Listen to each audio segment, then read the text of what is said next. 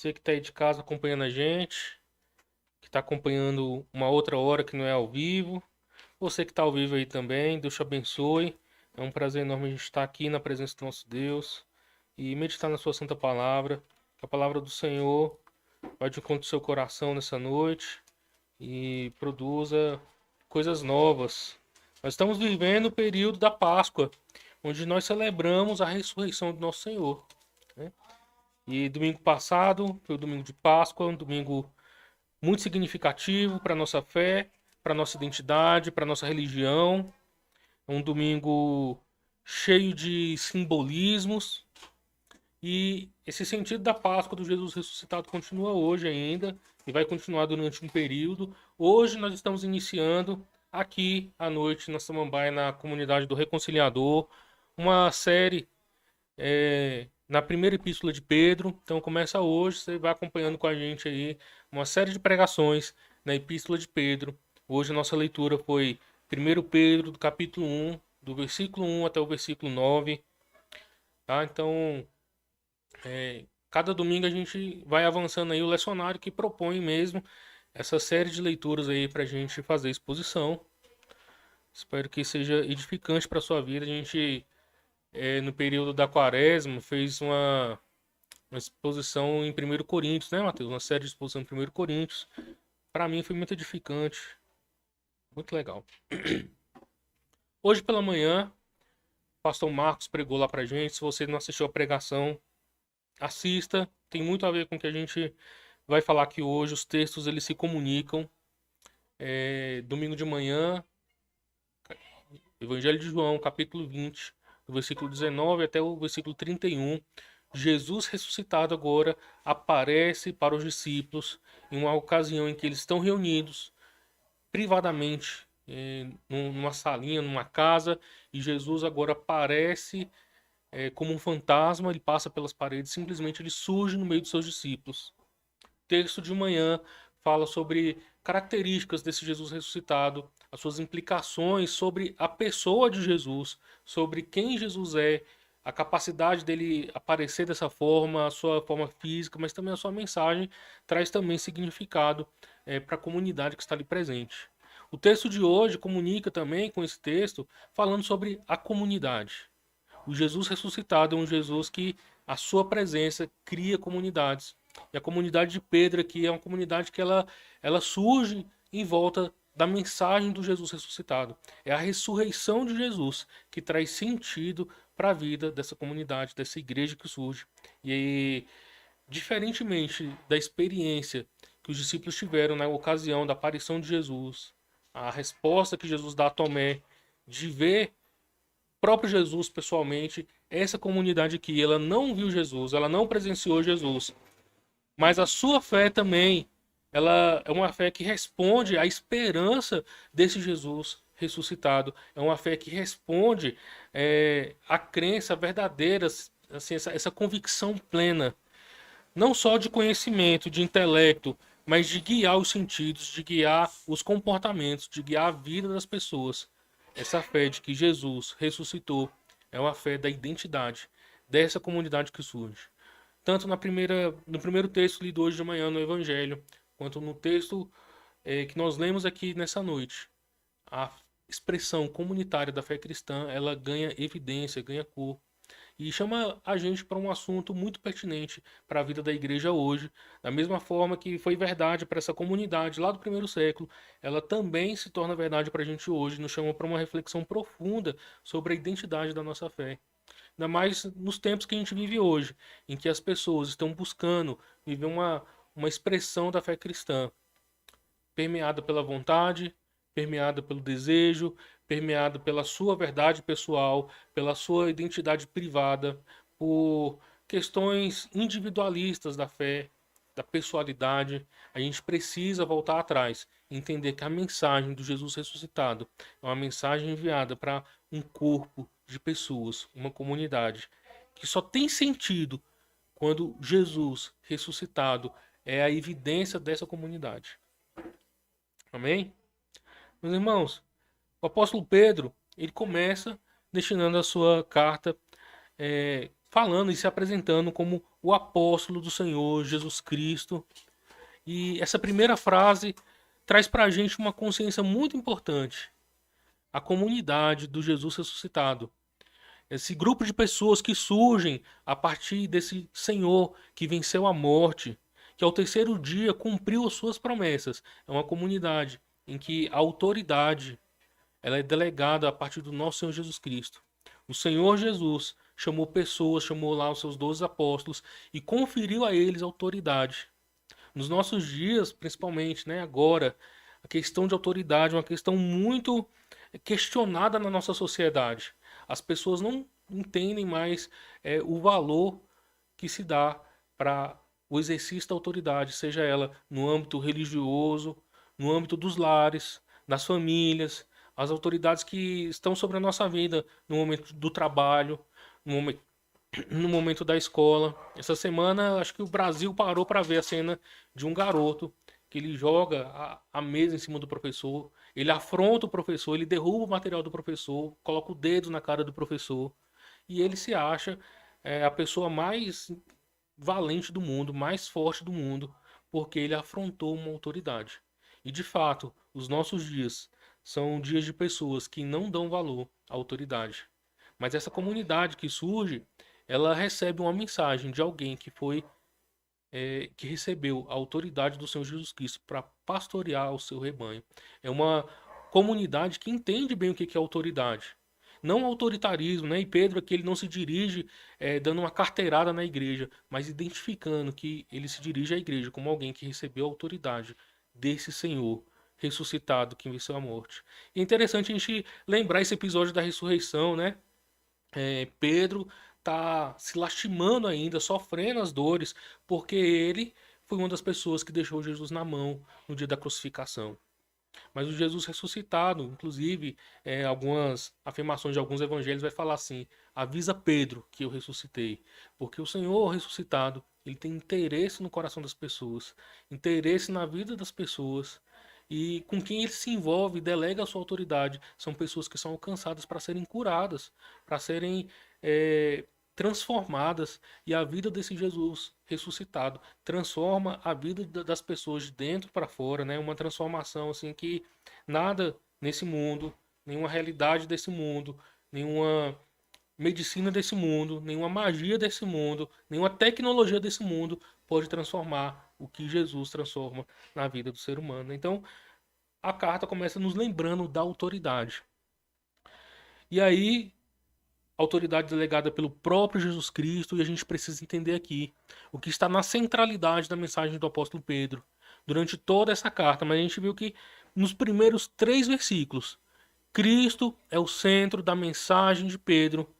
Jesus Cristo é o centro da mensagem, Jesus Cristo é o centro da igreja, é o centro do pensamento, é o centro da existência, é o centro do propósito e do sentido da igreja.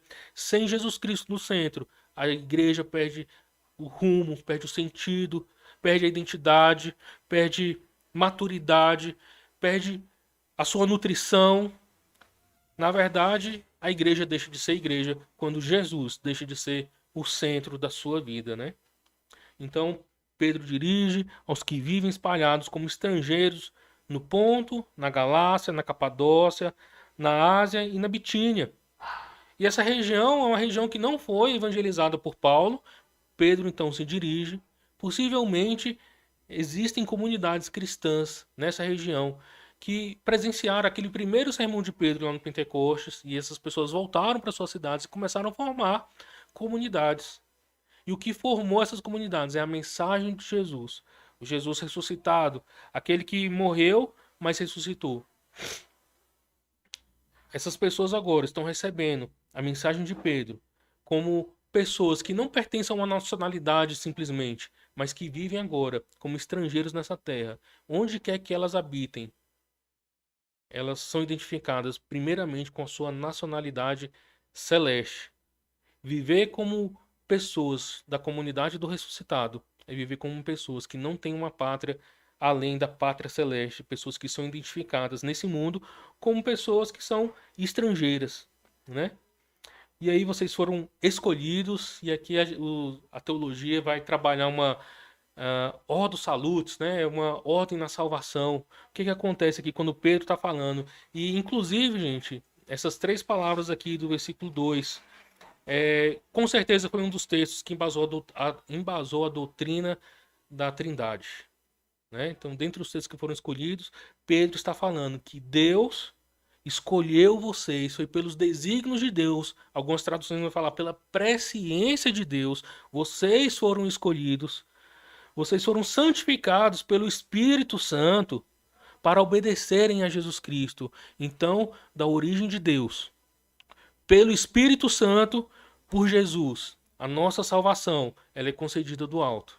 A comunidade do ressuscitado é uma comunidade que se identifica na obra salvadora de Deus. Antes da fundação dos tempos, Deus, na sua presciência, escolheu pessoas para cumprir os seus propósitos e consagrou essas pessoas por meio do Espírito Santo de Deus, para que a gente pudesse viver uma vida de libertação. E libertação não é fazer o que quer, mas viver para Jesus, para a glória de Jesus, para testemunhar a obra salvadora de Jesus na cruz, mas também e principalmente na sua ressurreição, para que a gente fosse identificado na sua morte e morrer para esse mundo com ele, mas também ser identificado na sua ressurreição e viver com ele eternamente. Amém? Então, por meio de Jesus, a gente tem essa obra para obedecer a Jesus. E olha só como que fala assim, ó, para obedecer a Jesus e serem aspergidos com seu sangue. Lá em casa a gente está estudando o livro do Êxodo. E a gente está, essa semana, esse fim de semana, ontem especificamente, a gente falou sobre esse episódio da como que Deus formou a aliança com o povo de Israel. E Deus mandou Moisés sacrificar um cordeiro. A metade do sangue foi colocado numa bacia, a outra metade foi aspergido sobre o livro da lei. E esse livro é como se fosse assim os termos dessa aliança que o povo deveria obedecer. E a outra parte foi aspergido pelo povo, de forma que o povo recebeu e contraiu uma aliança de sangue com Deus Todo-Poderoso. Então, o que identifica o povo com Deus, está aliançado com Deus, é o sangue aspergido. E a gente recebeu o sangue de Jesus, esse momento pascal. É o momento em que a igreja celebra o derramamento do sangue do nosso Senhor. E esse sangue forma uma nova aliança, é o que a gente celebra na Eucaristia, né? Esse sangue é o sangue da nova aliança no meu sangue. Então nós somos escolhidos por Deus, santificados pelo Espírito Santo de Deus para obedecer a Jesus por meio dessa aliança, do sangue de Jesus que foi aspergido sobre nós, e por isso nós somos aliançados com Deus. E a comunidade do ressuscitado não é uma comunidade de pessoas que simplesmente têm uma fé comum, mas de pessoas que foram alcançadas por algo que está além dessa existência material, desse tempo. Na eternidade, Deus, em sua infinita sabedoria, na sua presciência, cumprindo os seus desígnios e propósitos, escolheu a minha vida e a sua vida para que a gente fosse alcançados, dominados pelo Espírito Santo, para servir ao Senhor Jesus Cristo. Por meio do seu sangue, a gente pode estar aliançado com Deus, ter um relacionamento com Deus e mostrar para esse mundo como é a vida de alguém que foi ressuscitado com Cristo e pode ter a esperança da vida eterna, plena e verdadeira, né? Que a graça e a paz sejam concedidas a vocês em abundância.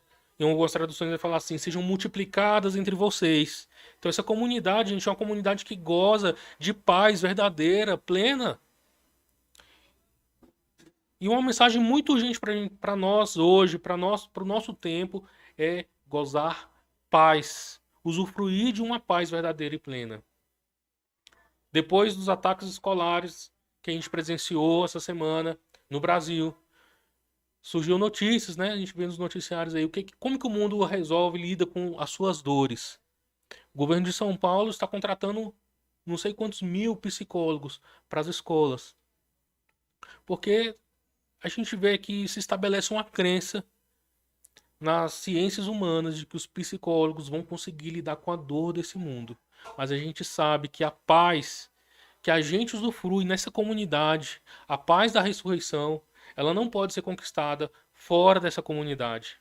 Viver em comunidade, na comunidade do Senhor Jesus ressurreto, é usufruir dessa paz que se multiplica e que se vive em abundância. O apóstolo Pedro agora parece que muda um pouco o tom do seu discurso, do seu endereçamento, e começa a ter seu hino de louvor, uma doxologia aqui falando sobre bendito seja Deus Pai, de nosso Senhor Jesus Cristo, por sua grande misericórdia, ressuscitando Jesus Cristo dentre os mortos, Deus nos fez renascer para uma viva esperança, para uma herança que não se corrompe, não se contamina e não se murcha. Então, a adoração a esse Deus é o meio pelo qual a igreja deve viver, essa comunidade de pessoas que surgiu a partir desse relato da ressurreição de Jesus Cristo, que ganha o seu sentido a partir da ressurreição. São pessoas que entendem as bênçãos que vêm de estar unido com Deus, o nosso Pai. Agora nós somos parte, essa comunidade não só é uma agremiação de pessoas, é uma grande família que tem Deus como nosso Pai. Domingo passado eu preguei lá na igreja de manhã e Jesus, quando vai se dirigir a Maria Madalena, ele fala assim: não me detenhas, porque eu preciso ir para o meu Pai, o Pai de vocês. E para o meu Deus, o Deus de vocês. E Jesus agora inicia algo novo na sua ressurreição.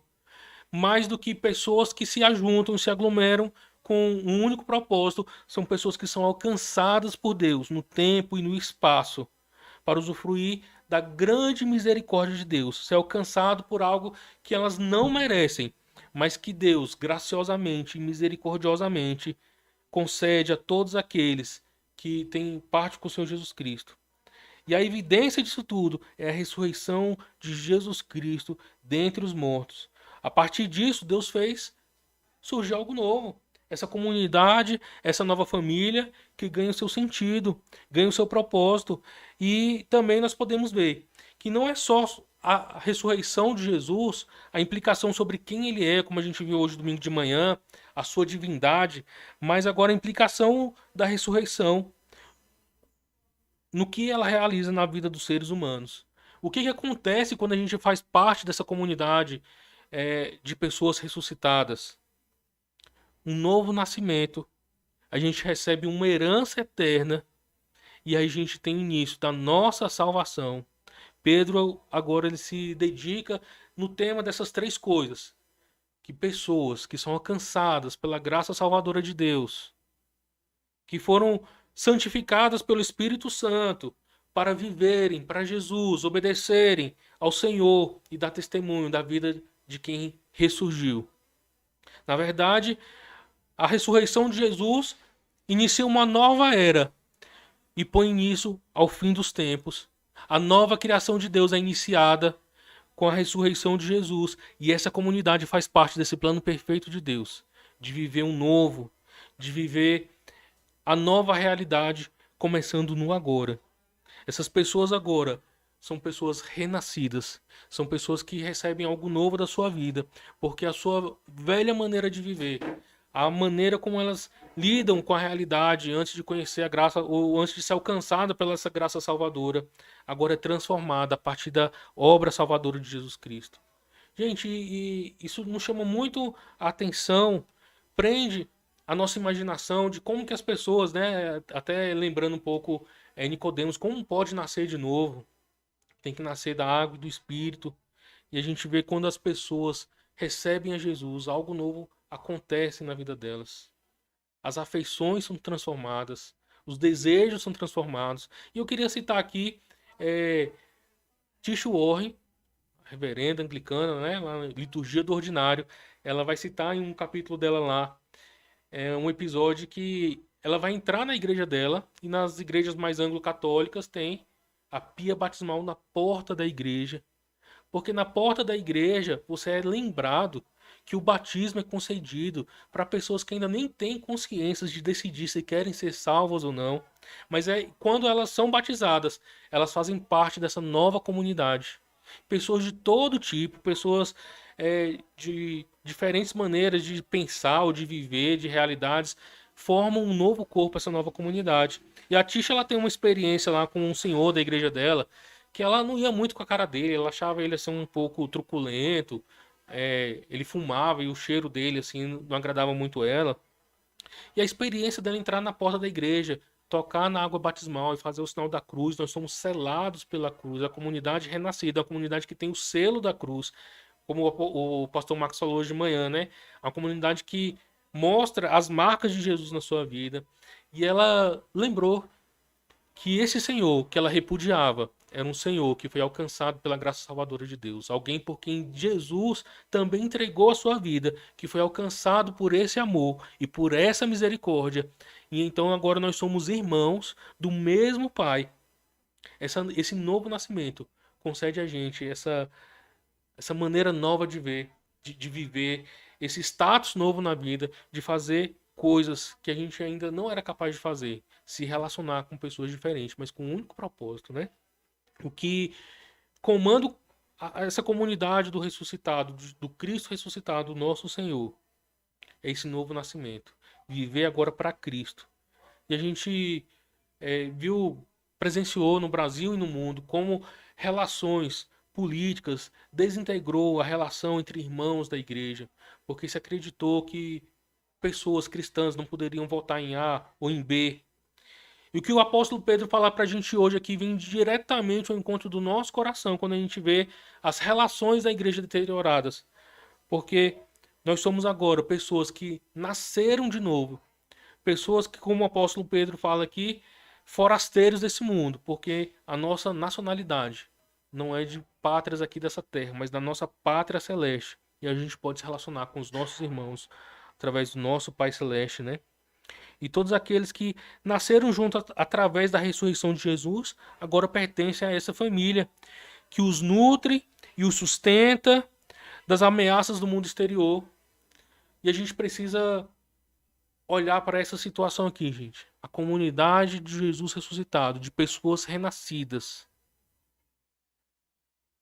Como ela tem que fazer cada vez mais sentido e ser verdade no nosso meio, nos nossos dias. Porque eu não sei aí fora no mundo, mas aqui no Brasil, como nós temos sofrido com pessoas machucadas com a igreja, pessoas que se afastaram da comunhão da igreja.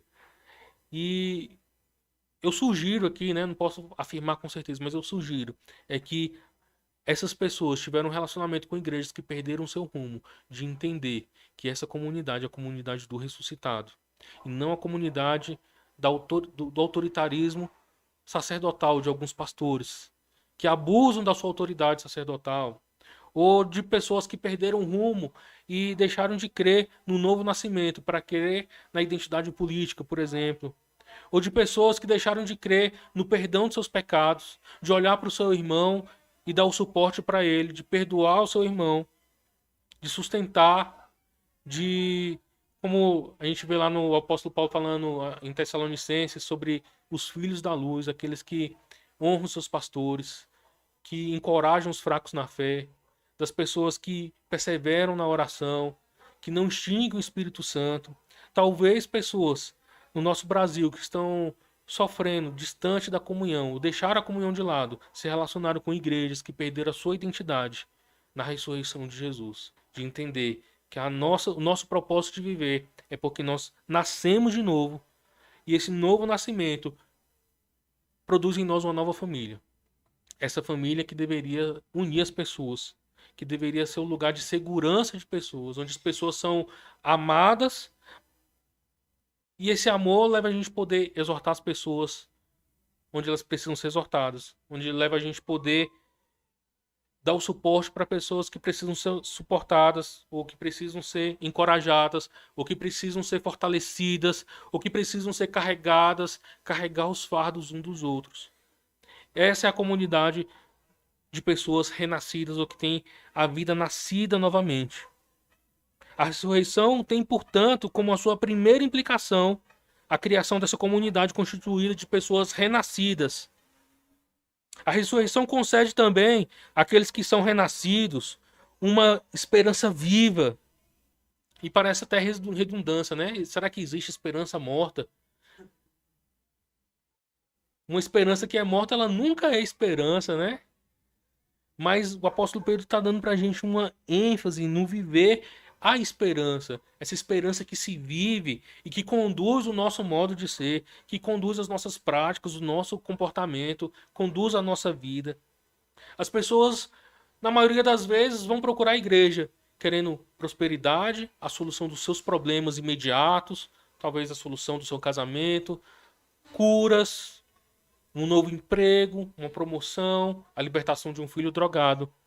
Mas o que essa mensagem falou aqui pra gente hoje? Que a esperança dessa comunidade de pessoas renascidas é uma esperança escatológica, é uma esperança na ressurreição, e que a obra de Jesus, tudo aquilo que Jesus tem preparado, vai se concluir nos últimos dias. Não vai ser por meio dos psicólogos que o governo de São Paulo contratou que o mal das escolas vai ser resolvido. Não vai ser por meio da OTAN tomando a Ucrânia de volta que a gente vai trazer paz lá para a Europa. Não vai ser por meio da polícia armada nas escolas que a gente vai acabar com a violência. A nossa esperança está na conclusão da obra definitiva de Cristo e que a gente pode experimentar gotas de paz, gotas de esperança, viver a nossa vida como se a nossa vida tivesse já vivendo o futuro, a próxima vida e a eternidade. A nova vida dada à humanidade em virtude da ressurreição consiste não apenas numa vida prolongada, sem doenças, sem problemas, sem fome, sem miséria, sem violência, sem morte, mas também numa herança que é imperecível, imaculada, inextinguível. Com essa herança está sendo mantida no céu, como o texto falou pra gente. A nossa herança está na próxima vida. E a esperança que a gente tem é que nada vai levar aquilo que nós já herdamos com Cristo, que Jesus conquistou com sua morte e ressurreição, está guardado na eternidade pra gente. Aguardando o dia do retorno do nosso Senhor, em que nós seremos de uma vez por todas transformados em glória e todo mal cessará. A herança que, diferentemente do ouro, que pode ser roubado, ou pode ser deteriorado, as riquezas, os bens dessa terra, diferente de tudo isso, a nossa herança está guardada com Deus, o nosso Pai, o nosso Senhor. Mais importante, a herança ocorre dentro de uma estrutura de família. Então, aqueles que foram renascidos através da ressurreição pertencem juntos, tanto no presente quanto no futuro, a essa família. Qualquer que seja a situação no presente, a gente vê nos versículos 6 e 7, indicam que eles passam por sofrimento de algum tipo. Eles pertencem todos juntos a essa herança e essa herança tem garantia de que continuará presente, nada disso vai roubar. O apóstolo Pedro vai lembrar para essa comunidade, essas pessoas renascidas novamente, que como o Senhor Jesus Cristo, antes da glória vem o sofrimento, antes da ressurreição vem a morte e a realidade desse mundo é que a gente vai passar por adversidades. O mal está sempre ao nosso redor. Algum dia o mal vai bater a nossa porta. E isso faz parte da realidade desse mundo. Mas mais do que tudo isso, essas gotas de sofrimento, ou como o apóstolo Paulo fala, essas dores leves e momentâneas vão produzir para nós algo eterno, de peso, de glória. E a nossa esperança tem que estar guardada no Senhor. E tanto quanto essa herança está guardada no Senhor, a nossa vida está preservada, garantida de que a gente vai estar lá para receber a nossa herança. O Senhor Jesus, ressuscitado, é aquele pastor que guarda e dá a vida pelas ovelhas. A comunidade do ressuscitado é aquela que Jesus fala assim: o Pai foi quem me deu vocês, e nada vai tirar vocês das minhas mãos. Sou eu quem dou a vida por vocês. Por isso a nossa vida está preservada nas mãos do Senhor Jesus Cristo. Qualquer tentativa de você se achar o detentor, o responsável pela sua salvação, pela sua preservação, pela sua perseverança, entenda que ela é uma tentativa vã, porque isso é uma obra que a gente não é capaz de fazer. A gente não tem poder para realizar tudo isso. Por isso, meus irmãos, ser uma comunidade do Jesus ressuscitado está para além de você ser uma pessoa elevada, de você ter uma elevação moral, se tornar alguém que pode se mostrar como uma pessoa evoluída, uma pessoa ilibada. Você continua pecador. Você continua, como a gente estudou ontem em Êxodo, incapaz de guardar os 10 mandamentos. 10 mandamentos, a gente continua sendo incapaz, mas a nossa vida está guardada no Senhor. O Senhor Jesus Cristo já cumpriu tudo aquilo que precisava para a nossa salvação. O que a gente precisa agora é entender a nossa identidade e viver para Cristo, porque o Espírito Santo de Deus, como foi falado aqui nessa mensagem no começo, santifica a nossa vida para obedecermos a vida ao Senhor Jesus Cristo, né? E por fim, o futuro revelará a salvação de todos os crentes, o que constitui o resultado da fé. À primeira vista, essa salvação parece referir-se exclusivamente ao caráter futuro da alma, especialmente quando algumas traduções trazem a salvação das vossas almas. Mas o que a gente pode entender seguramente aqui é que não se refere a algum pedaço abstrato do ser humano, algo imaterial, mas ao próprio núcleo da vida em que Deus constituiu o ser humano como um ser integral, corpo, alma. O resultado da nossa fé ou o cumprimento, em última análise, resulta da salvação daqueles que renascem. Embora essa salvação pareça plenamente apenas no futuro, a confiança cristã nessa salvação capacita a vida no presente e a muda de forma qualitativa, de modo que a salvação pode ser pensada tanto no presente como no futuro. Nós somos salvos para uma vida futura, mas para viver essa salvação no agora. No agora nós somos salvos dessa escravidão do pecado. No agora nós somos salvos do domínio da morte. No agora nós somos libertos do poder do diabo, das suas ameaças. No agora nós somos salvos e a nossa salvação já está guardada no Senhor. Como o Senhor Jesus falou, e eu vou repetir aqui novamente, né? Nada nos arrebatará das mãos do nosso Senhor, que Ele conquistou na cruz. O preço que Ele pagou não pode ser apagado. E a sua vitória da ressurreição não pode ser desfeita. Jesus ressuscitou e Ele continua vivo, vive triunfante na eternidade. Se você não está acompanhando aí os estudos da quarta-feira, né, Mateus?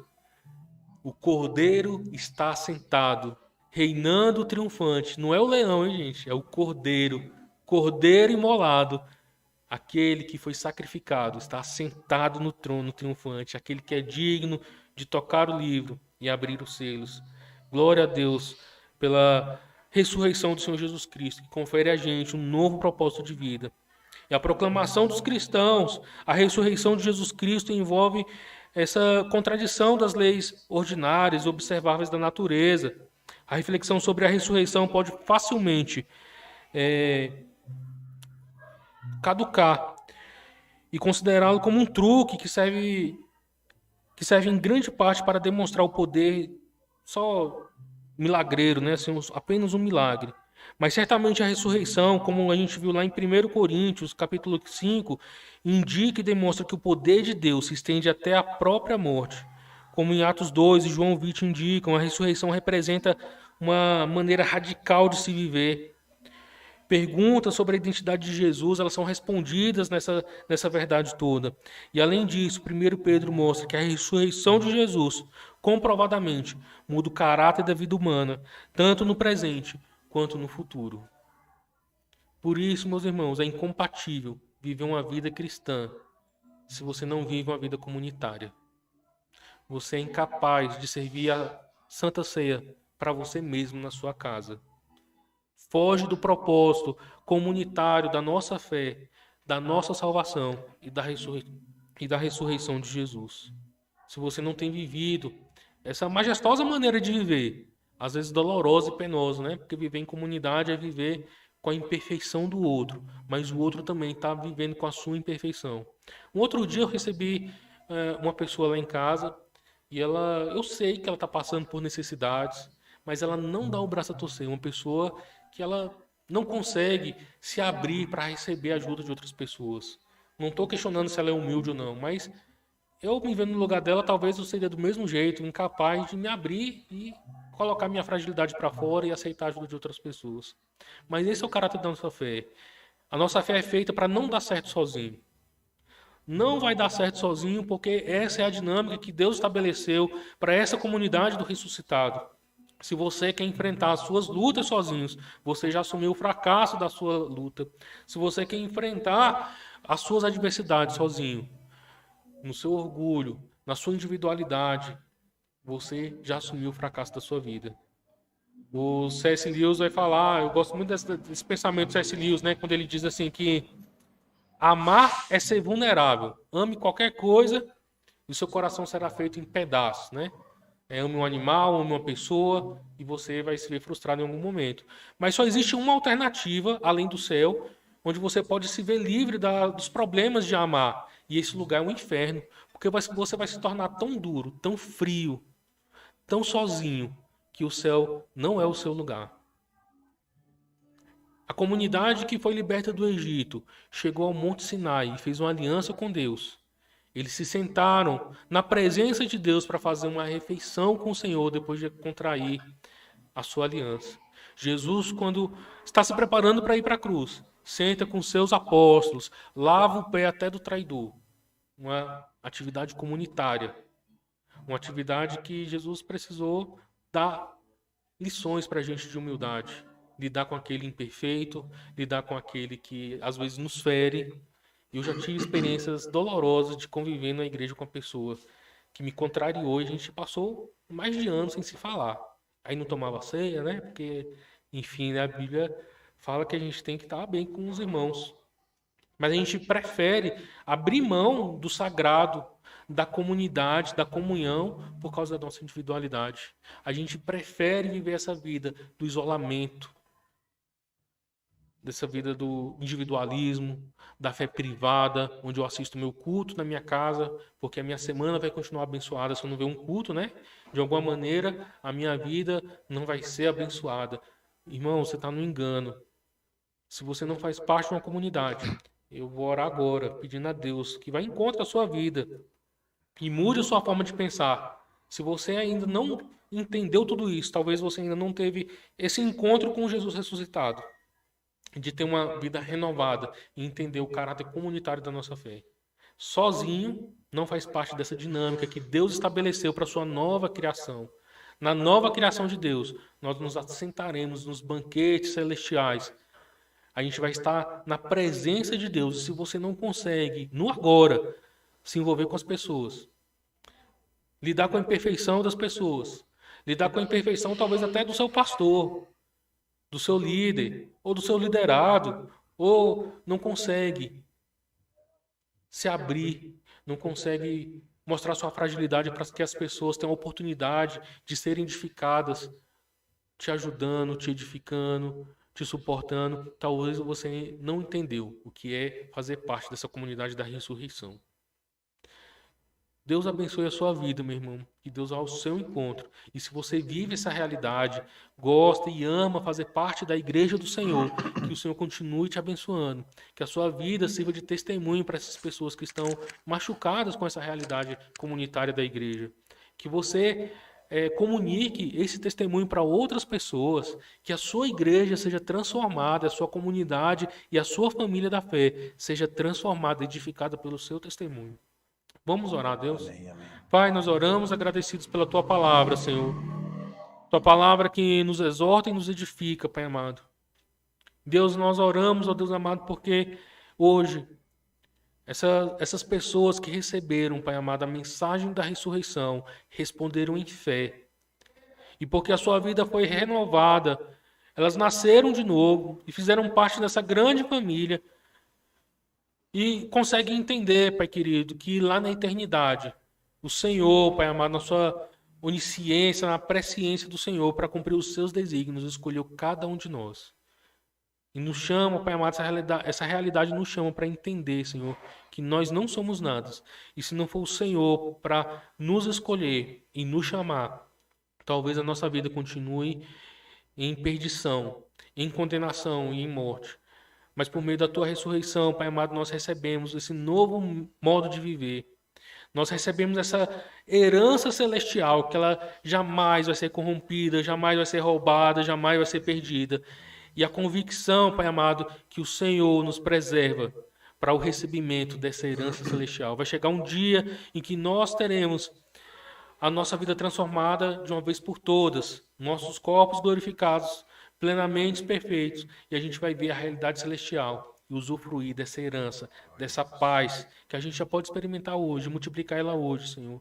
Que essa verdade possa adentrar em todos os corações, que escutarem essa pregação, Pai amado, que presenciarem. Que essas pessoas entendam, Senhor, a importância do caráter comunitário que o Senhor deixou para a tua igreja, para o teu rebanho, Pai amado, que sozinhos a gente só assume a nossa derrota e o nosso fracasso. Nos capacita, Senhor, então, a viver essa vida de pessoas renovadas e renascidas, entendendo o nosso papel na vida do outro, entendendo o nosso papel na realidade desse mundo que é sofrida e que a gente vai experimentar momentos em que a dor, o luto, o sofrimento vai bater a nossa porta, momentos em que o mal, Senhor, vai tocar perto da gente. Mas que isso é incapaz, Deus, de tirar a nossa esperança que é viva e que a gente vive como cidadãos do céu nessa terra. Preencha, Pai amado, a nossa vida dessa esperança. Assim nós oramos, ó Deus, agradecidos, em nome de Jesus. Amém.